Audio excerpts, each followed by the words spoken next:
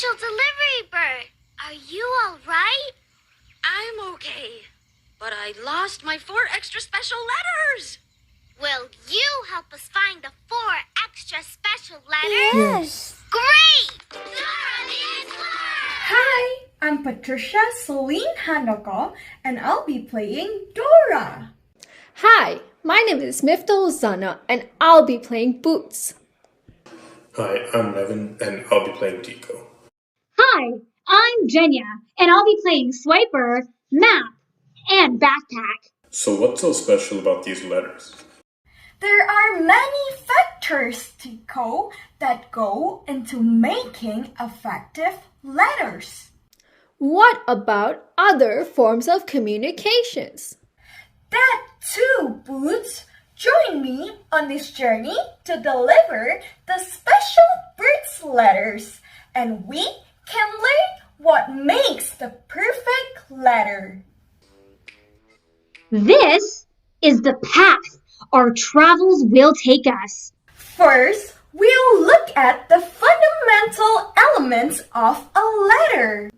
Next, we'll look at different forms of communication within the workplace and general guidelines for all correspondences. Then, we'll talk about using the direct approach to form the content within your letter. And lastly, we'll look at the examples of common letters you will come across. We can't start our journey without packing the essential tools. Water, food, and a compass. That's right!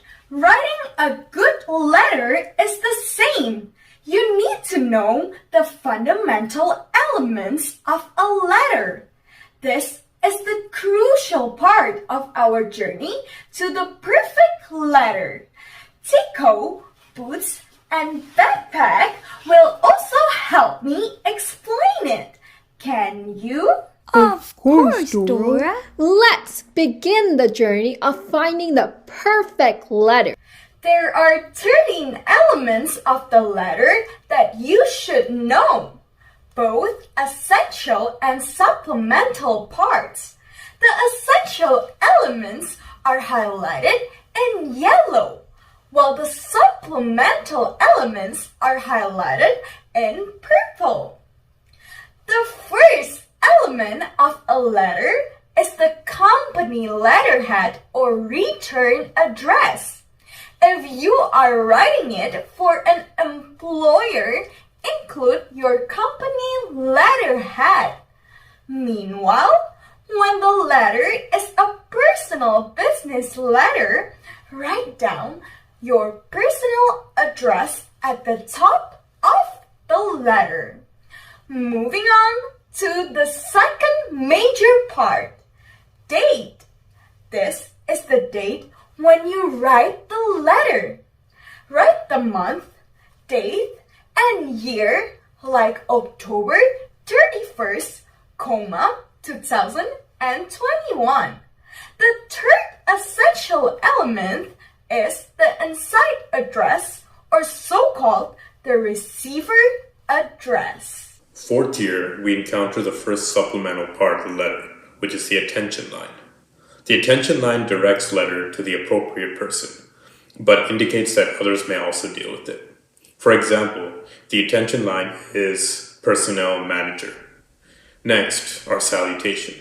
For the salutation, we usually use the word dear, such as Dear Mr. Swiper. For it to become more appropriate, we use the person name and the courtesy title, such as doctor or professor. What if we don't know the person's name, the gender, or the marital status of a woman? In case of an unknown receiver's name, if it's singular, use Dear Sir or Madam, or the person's title or status, such as Dear Customer. If it's plural, you may omit the word dear or use ladies and gentlemen, sales representative, colleagues, members, etc. For singular and plural, you can use to whom it may concern. When you don't know the receiver's gender, use the first initial or use M. Finally, if you don't know the marital status of a woman, always use Miss. Let's move on to the sixth part, the subject line, which is the simple heading in capital letters that needs to be written as specific as possible. For example, birthday party for Dora the Explorer. Now, the key fraction of the letter, the body. As mentioned, this is the vital and main part as it contains the message. It has to be written clearly and succinctly. Following this, there is a complementary close, a simple ending. The standard words for it are sincerely, comma, or yours sincerely, comma. Subsequently, for a more formal case, you can use yours truly, comma, or yours very truly, comma. If you know your reader well, you can use a more casual approach, such as cordially, comma, or regards, comma. After the complimentary close, you should sign the letter. Put your name under your signature. With that being said, the next part is indeed the signature and the signature block. You can also add your title or the name of your position below your name. Afterwards, there are more supplemental parts. The reference initials is usually in capitals, followed by colon and typist initial in lowercase. The enclosures. If you are enclosing or attaching documents in a letter, these enclosures and documents can be identified with the notation below reference initials. Moving on, the copies. When you make duplicates of a letter, identify them with the notation C, uncapitalized, followed by the initials and the last name of the recipient. If they are blind copies, on the original one, send it without any kind of notation, while on the copy, mark it with the notation BC, uncapitalized again. At last, the final fraction of the letter, the page headings, in multi-page letter. It's identified by the header, which consists of the name of the recipient, the date, and the page number. That was a wholesome explanation, wasn't it? Now, let's dive into the example. This is an example of a letter. Let's break it down. Backpack will help us allocate the elements. The first part that we see here is the company letterhead or return address. Moving along, just below it on the left, there is the date, January 12th, 2016. Following it, there is the inside address, which contains the company's name, street address, and zip code. Here, Dear Miss Fung is the salutation. Subsequently, the long writing here is the body of the letter. It is the key part. Sincerely is the complimentary close. And as you can see, below it is the signature and signature block. At last, the attachment of the copy of the client file is the enclosure of this letter. Have you understood it? Yes. Great! Now let's help Dora find the missing elements of the letters. Will you help us? Yes, Dora. I cannot hear you. Yes, Dora. Great! Do you see the incomplete letter? You have to assemble the right part to the yellow box. Which one is the right fraction? Company letterhead or inside address? The company letterhead. Yay! You choose the right part. The first part of the letter is indeed the company letterhead. There's only one more letter left. For this, insert these elements of the letters in order.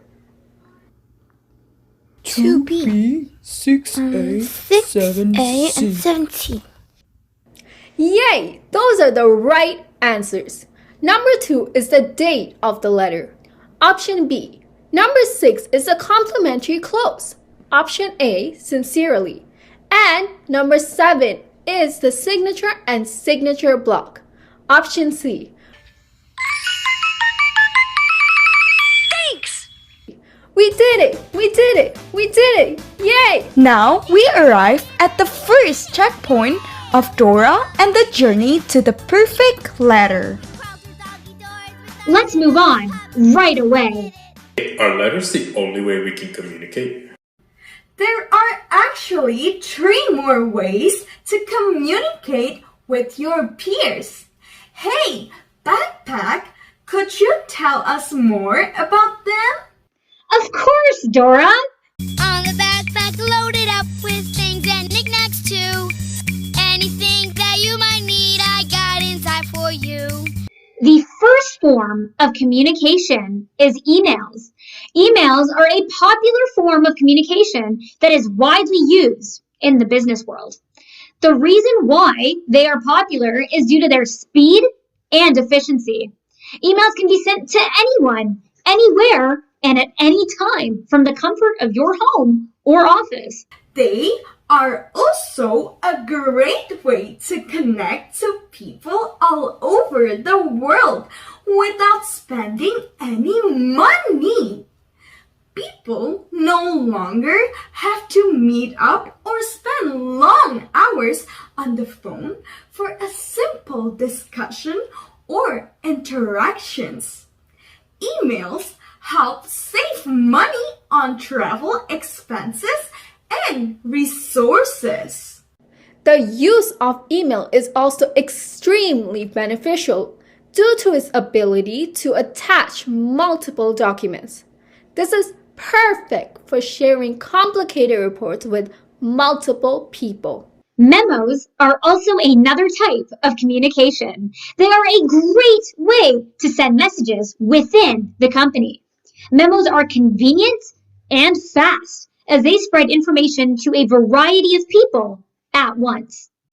This correspondence is written in an informal tone, as it is sent to coworkers. Usually, memos are short and signed with initial to create a personal tone and to increase efficiency. Finally, the last form of communication is instant message. This is an informal way to deliver information and ask questions. Instant message allows teams and coworkers to connect immediately. Although it is a powerful tool, it is important not to overuse it as it can be distracting. Be brief and patient. Only use instant message in urgent situations. Oh, I get it. Different situations require different forms of communication. Yes! How about we play a game to test your knowledge, Tico? Sure, that sounds like fun. Okay, Tico. Choose which form of communication will be the best for each situation. Suppose you are working on a project with your coworker and you have an urgent question about the content. Which form of communication should you use? Email, memos, or instant message? I think the answer is instant message because the team member has an urgent question for the coworker. That's right! Great job, Tico! So are there any tips about how to write these forms of communication? Yes! First, remember the KISS method. This stands for keep it short and simple. Make sure your writing is brief and complete. Use words like you and your to make your letters feel personal. Also, be positive. No one likes negativity in a letter. We have reached the second checkpoint of our journey to the perfect letter. Let's review what we have learned so far. We did it! Hooray! We stopped the dog catcher and he gave up. We did it! We did it! We did it! We did it! Hey Dora! Now, how do we know what goes in the letter? That's a great question, Boots. Oftentimes, novice writers put way too much information in their letters. Too much information is boring. People want something short, concise, to the point. It's not only more efficient to produce, but more efficient for the reader to read. Exactly. So, we compose our letters using something called the pyramid approach. Oh, that's the pyramid approach. That's how journalists write news articles, since people read what's at the beginning of the news and often don't continue through the rest. So they put the most important points at the very beginning. Yep, and the structuring correspondence works the same way. As a general guideline, the first sentence in a routine or a good newsletter should include all the key information. Oh, and emphasize the opening news by keeping it in a separate paragraph. The direct approach is simple and easy as long as you go by these 3 steps. First, put the most important points in the very first sentence. You don't need small talk because it's a letter. This is business. Step 2, of course, should be providing supporting details. Don't write a novel, but give reader enough information to really understand what is going on.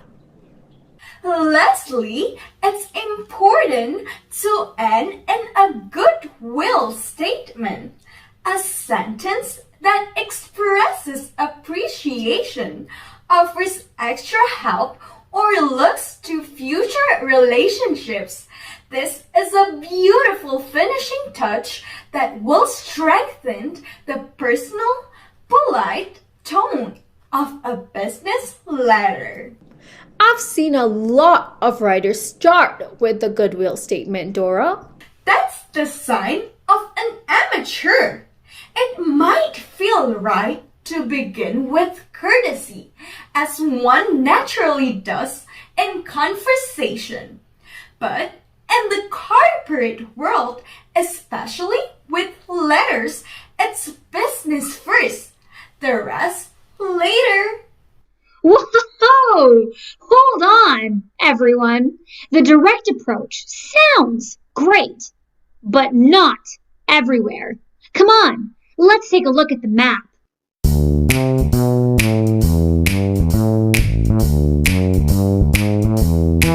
If there's a place you gotta go, I'm the one you need to know. I'm the map.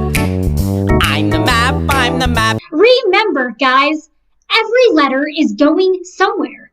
And before you even start writing yours, you should keep in mind the person who will be reading it. The direct approach is encouraged here in North America because North Americans value directness. However, across the ocean, the story's different.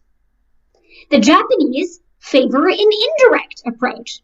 They don't like outright asking for things or being asked for things outright. With Japan, it's better to dance around the subject matter in a tactical, elegant manner. Europe is sort of in between. Some countries, like Germany, value directness more than others, like France. Overall, it's important to note that the direct approach is not a binding rule, especially not with international correspondences. Do your research, know what your audience prefers, and only then should you start writing. Novice phrases. When you do deem that the direct approach should be employed, here are some good sentences to cut out. This letter is to tell you that, or I would like to inform you, or with regard to your memo. Well, these are obvious. Of course, the letter is to tell you what it's going to tell you. Exactly. And if it's obvious, it's better left unsaid. Let's play some games. Oh no! That sounds like Swiper the Fox. Swiper, no! Swiping. You're too late! Oh, looks like Swiper made some changes to the email. Can you help us put it back in order using the guidelines?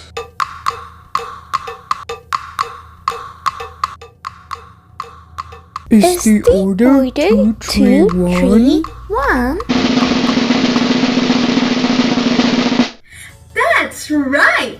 You did it! Checkpoint 3 of Dora and the journey to the perfect letter. Doors with our little pup. We did it! We did it! We did it! Hooray! Wow, these look like some letters you can come across in the business world. There's even right and wrong examples and key information. Let's pay attention to how each letter changes after mistakes are corrected. I will guide us through the letters so you can learn what we need for each one. In this good news letter example, you can see that the letter is just a giant paragraph. This is because all the information is cluttered, which doesn't allow the letter to be direct. Also, the tone of the letter is not positive, which will make the reader want to stop reading.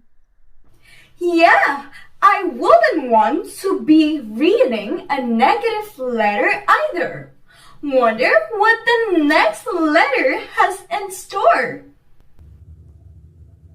When you see the corrected examples, you can tell right away that the information is broken into paragraphs, making it so much easier to read. Also, the letter is positive, so the reader is sure to be satisfied. As you can see, this letter of congratulations is way too short. Although it does give compliments, it does not give any details on what exactly was enjoyed about the trip. Without this feedback, how can the reader know what is working and what is not working? That's true. Well, let's have a look at the next example. This example is a bit better than the last one, but still not good enough. While the other example did not give enough detailed compliments, this one gives way too much. This may overwhelm the reader and does not sound professional at all. The reader would easily be able to tell if the writer is exaggerating about the compliments. Sounds a lot better than the last one, that's for sure. I can't wait to see what the ultimate letter looks like. Now it all comes together. This example fixes every mistake from the last two. As you can see, the exaggeration is toned down a little, but compliments can still be found. Finding this balance is key to a great letter of congratulations. Also, the letter is kept simple so that anyone can read it without taking too much of their time, which in the world of business is always appreciated. Checkpoint 4 of Dora and the journey to the perfect letter. We did it! We crawled through doggy doors with our little pup. We did it! We did it! Wow, that was a long journey. But don't worry, guys, we're almost done. Let's take a quick moment to recap everything we have learned. We did it! We did it! We did it! Yay! Always team up! We did it! We crawled through doggy doors with our little pup.